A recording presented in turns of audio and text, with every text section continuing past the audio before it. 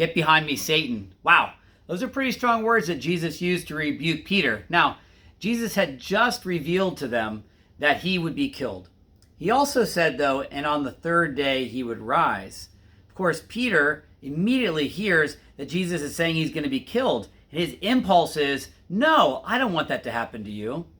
And so he says these words impulsively, and Jesus reminds him, no, look, if you get in the way of this saving act that I will do for you, then you are stopping the will of God. And whenever we get in the way of the will of God, we are allowing Satan to win. So the phrase, get behind me, Satan, is get out of the way of God. Let God do his will.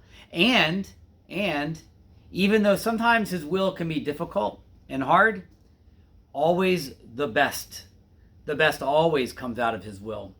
And so we are people who concern ourselves with eternal life. And so in these days of synchronous and asynchronous learning and virtual or hybrid or even in person, if you have that ability to be there 5 days a week, no matter what's going on, we're all doing different things. The one thing that we really need to do is we need to ground ourselves in God, ground ourselves in Jesus. He goes on to say the conditions of discipleship. Whoever wishes to come after me must deny himself, take up his cross, and follow me. For whoever wishes to save his life will lose it, but whoever loses his life for my sake will find it. What profit would there be for one to gain the whole world and forfeit his life? So I'd like to offer a challenge. Now that learning is beginning with schools and everything, and some of you may be having some days that are off or different, develop a routine where you will have a morning prayer activity for yourself and a nighttime prayer. If you do have a day where you're not attending your school, maybe you could pick a day of the week where you come to All Saints for a daily mass. We offer them at 7 a.m. and 8:30 a.m. That would be fantastic.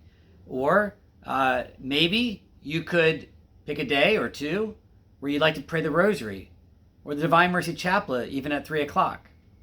You know, Wednesdays at All Saints all day long is Eucharistic adoration. Maybe you could build that in.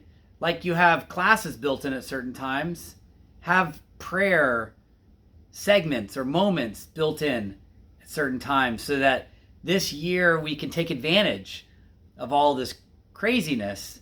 We can kind of delve ourselves into what's really important. All right, so that's just a quick little message for today on this Sunday.